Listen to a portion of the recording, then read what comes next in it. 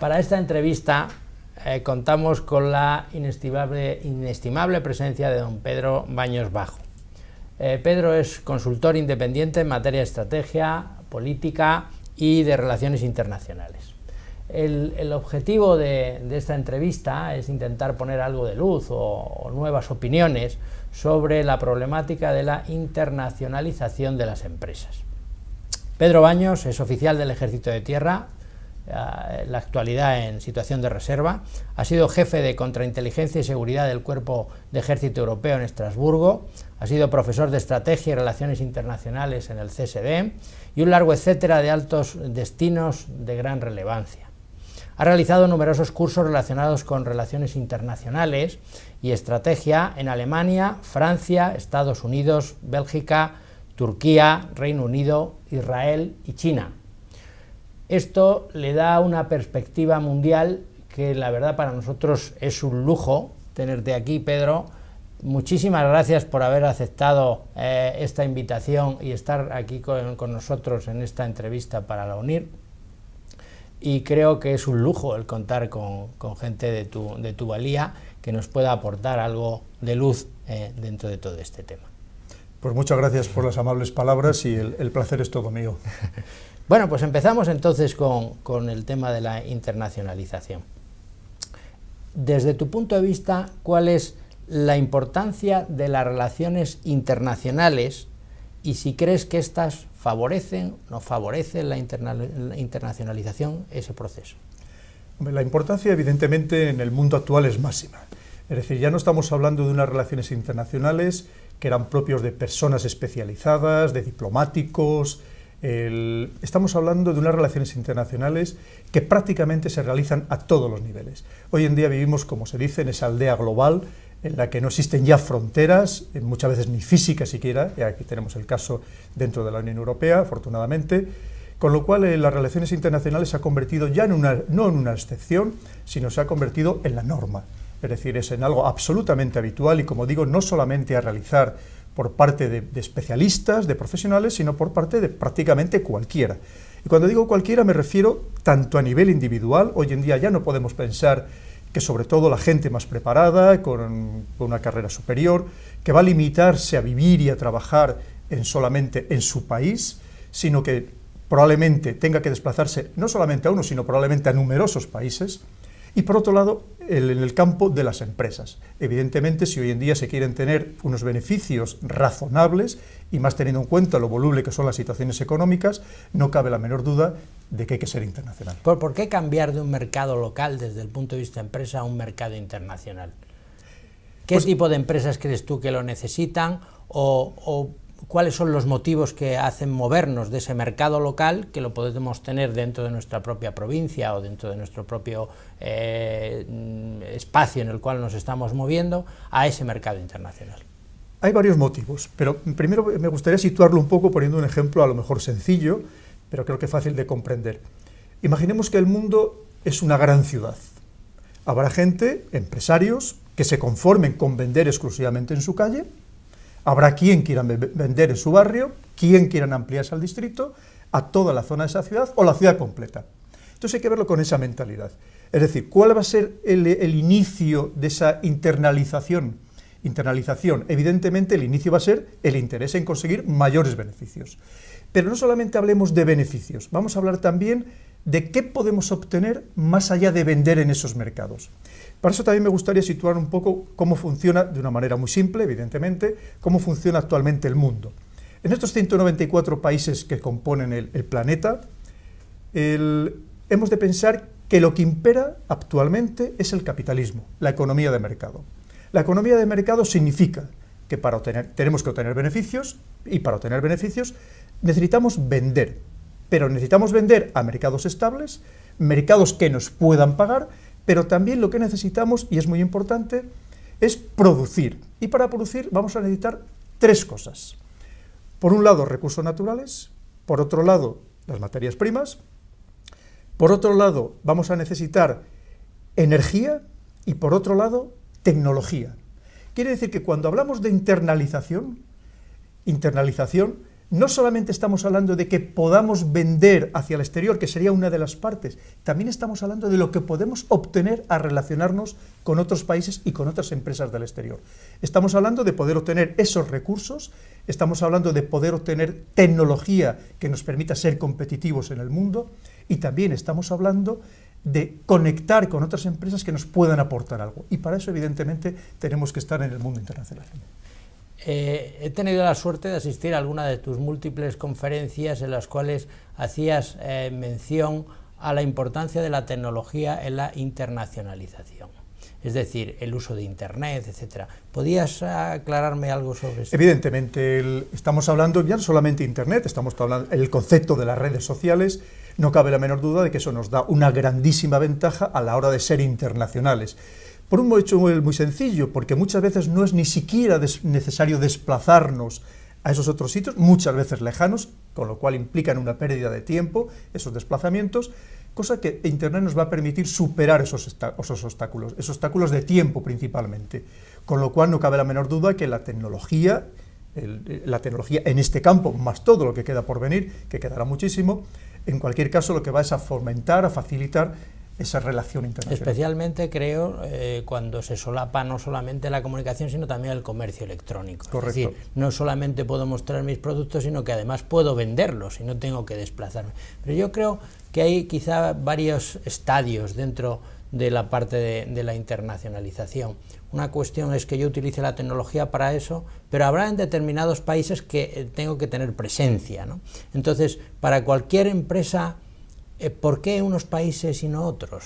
¿Qué es lo que tengo yo que analizar a la hora de escoger hacia dónde voy internacionalmente? Lo primero, cuando queremos tener presencia, sea virtual o sea física, en otro país, bien como estamos hablando, para vender o para obtener algo de ese país, lo primero que tenemos que hacer es un estudio estratégico al más alto nivel. Muchas veces parece mentira, pero fallan muchas empresas internacionales, incluso algunas grandes empresas, porque no han hecho una planificación adecuada. Una vez que sabemos qué queremos hacer y para qué lo queremos hacer, tenemos que saber con qué medios vamos a hacerlo y cómo vamos a hacerlo. Eso es la estrategia. A partir de ahí hay una cosa fundamental para todo eso, el qué, el por qué, el cómo y con qué. Necesitamos inteligencia. Inteligencia, hasta hace muy poco tiempo en España, las grandes empresas tenían que acudir a empresas americanas o anglosajonas. Afortunadamente, desde hace 8 o 10 años tenemos magníficas empresas de inteligencia económica, inteligencia competitiva españolas, puramente españolas, integradas por personal español, que evidentemente siempre van a defender mejor los intereses españoles, que nos van a proporcionar esa información muy acertada, muy detallada, para que los directivos puedan adoptar las decisiones adecuadas. Quiero decir con esto, dentro de ese concepto de la inteligencia hay algo fundamental cuando vamos a tratar con otros países, con otras culturas, que es conocer la idiosincrasia de esos pueblos. Parece mentira, pero no es algo fundamental. La idiosincrasia del pueblo, es decir, su manera de actuar, que está condicionada por la historia, la cultura, las tradiciones, la religión, su política, su forma de gobierno, por muchos conceptos. Pero hay que conocerlo en detalle. Evidentemente no es lo mismo ir a vender un tipo de vehículo, por ejemplo, a un país muy avanzado que precisará de una tecnología, y con buenas carreteras, que precisará o requerirá una tecnología que lleve el vehículo también muy avanzada, que venderlo en un país en un estadio de desarrollo mucho más básico, donde a lo mejor lo que requieren es un vehículo que pueda arreglarlo cualquier mecánico en cualquier pueblo abandonado del mundo. Quiere decir que es fundamental conocer en qué situación exactamente se encuentran esos países, por supuesto, y cuáles son sus necesidades reales. Podemos pensar que a lo mejor nosotros estaríamos encantados de proporcionarles cereales para de que desayunaran, pensando que es lo que desayunan aquí nuestros hijos a ciertos países, pero resulta que allí no hay cultura de tomar esos cereales. Y muchas empresas han fracasado porque no han sido capaces de saber exactamente lo que puede demandar ese mercado. Entraríamos en otra dinámica que es verdad que puede ser que se tenga suerte de decir, bueno, eso no existe allí, yo voy a buscar la oportunidad de vender allí. Es un poco lo que cuentan del pesimista y el optimista, del buen vendedor o del mal vendedor, el que va a la India y se encuentra con que hay 1.000 millones de personas descalzas. Y dice, bueno, esto es un desastre, yo aquí no puedo vender zapatos jamás, si van todos descalzos. Y en cambio el buen vendedor lo que dice, hombre, pues este es un mercado fabuloso porque van todos descalzos, voy a vender los zapatos. Pero bueno, en general lo que es cierto es que probablemente sea más difícil venderles zapatos que venderles otra cosa que a lo mejor sí que requieran, teniendo en cuenta esa idiosincrasia propia de su pueblo. Hemos hablado del uso a lo mejor de Internet para tener presencia, hemos hablado a lo mejor de una expansión de tipo local. ¿Qué otras vías se te ocurren que pueda haber de internacionalización, en el sentido de que nos conozcan, entremos en ese proceso de intentar llegar a otros países? Hombre, lo primero, como hablamos, lo primero sería hacer un estudio serio de inteligencia sobre ese país. Estamos hablando, cuando hablamos de estudio de inteligencia, hablamos no solamente de seguridad económica, seguridad jurídica, hablamos también de seguridad incluso física, de los riesgos físicos que pueda haber, pues de atentados, o en fin, de circunstancias, o simplemente de mera criminalidad. Además de todo eso, hay que tener en cuenta que existen otras vías. Otras vías puede ser, con ese estudio nos lo va a demostrar, de que podemos asociarnos inicialmente con otras empresas que ya estén asentadas en la zona o con empresas locales, incluso aunque nos suponga un coste superior, pero siempre teniendo en cuenta que va a ser mejor ir sobre seguro y obtener menos beneficios que no tener un riesgo excesivo, dentro de que efectivamente los negocios siempre son. O sea, la asociación la consideras un paso intermedio antes de colocar una sede de una empresa en un determinado país o en una determinada ciudad, ¿no? Quizás sea mejor testear cómo va la asociación con una empresa que ya es nativa, que está allí, e intentar negociar servicios, productos, etcétera, ¿no? Correcto. Además hay que pensar que a lo mejor es un concepto que para nosotros como occidentales nos puede resultar extraño, cómo funcionan muchas empresas en muchos países del mundo. Hay países donde la mayoría de las empresas principales son empresas estatales, y en algunos casos empresas que dependen del Ministerio de Defensa, del Ejército. Quiere decir que intentar entrar en ese país que no sea a través de esa vía va a ser prácticamente imposible. No estamos hablando de soborno, no estamos hablando de corrupción ni de ser corruptores, pero hay unas realidades que no podemos obviar.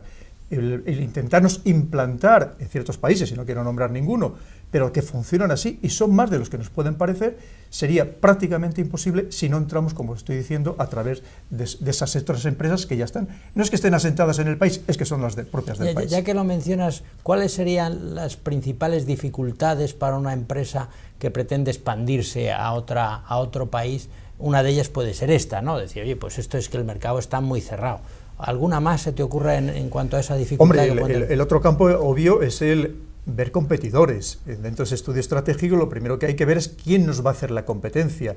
Lo que primero tenemos que entender es que cuando nosotros vamos a un mercado, a alguien más se le puede haber ocurrido ir también a ese mercado, y estamos hablando que después de todo nosotros, a pesar de que somos, como España, tenemos empresas internacionales maravillosas, de las mejores del mundo, pero que tienen que competir con otras empresas que también son tremendamente potentes, con lo cual lo primero es analizar quién nos va a hacer la competencia, tanto dentro del plano local como del plano internacional.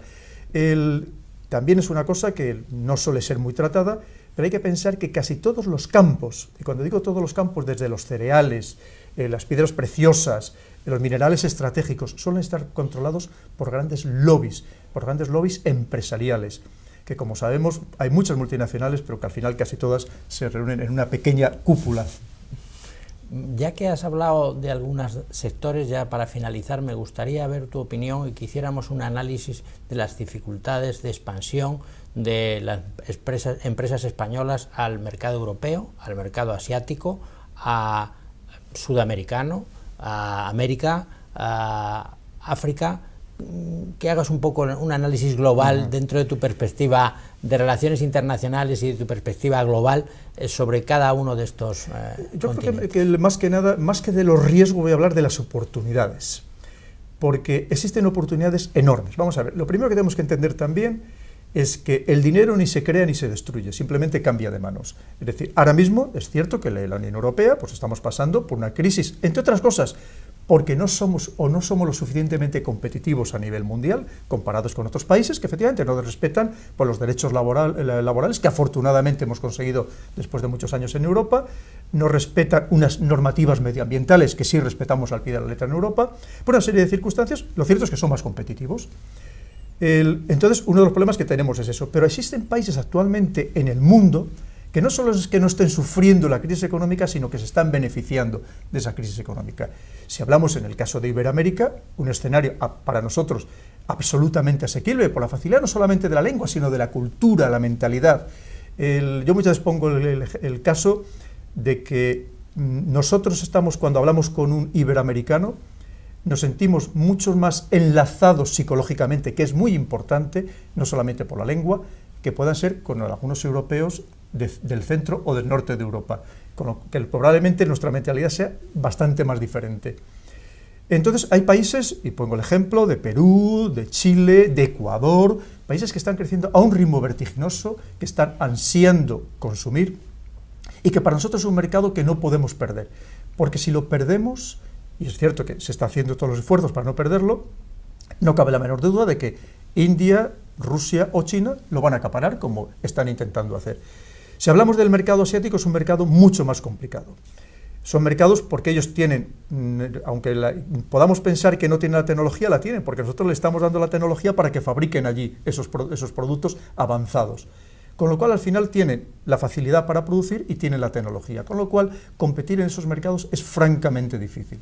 Si hablamos de China o hablamos de India, francamente difícil. Y si hablamos de los mercados alrededor de estos dos grandes países, ellos evidentemente lo quieren copar y además tienen la facilidad de mucho más fácilmente accesible por la cercanía, por los medios de transporte, por carretera, que no necesitan embarcarlo. Con lo cual, yo me centraría en África, sucede algo similar. Hay países que están creciendo a un ritmo absolutamente impresionante, como puede ser el Mozambique, como puede ser Angola, como puede ser Nigeria, países que están creciendo muy rápidamente. ¿Es una oportunidad o...? Es una oportunidad. Ahí son países que además son países que también deseosos de gastar, pero nos encontramos en algunos casos con una falta de seguridad jurídica y en muchos casos con una falta de seguridad física muy importante. Con lo cual, yo me centraría una vez más, o insistiría, que actualmente las principales oportunidades, y así lo están haciendo muchísimas empresas españolas, están en Iberoamérica. Hay países, otro ejemplo, por ejemplo Uruguay, que está construyendo muchísimo, con empresas constructoras españolas muy importantes que se están asentando allí, con lo cual yo me centraría, por lo que estamos hablando, es que todos son facilidades en estos escenarios, todos son facilidades, cosa que en otros países, evidentemente, puede ser que los beneficios sean mayores, pero no cabe la menor duda de que los riesgos son incluso todavía mucho mayores. Pues con esto finalizamos la entrevista. Pedro, muchísimas gracias por haber venido. Es un honor para nosotros contar con personal experto de tu nivel que nos pueda dar algo de luz dentro de estos temas que tratamos dentro de la UNIR. Muchísimas gracias.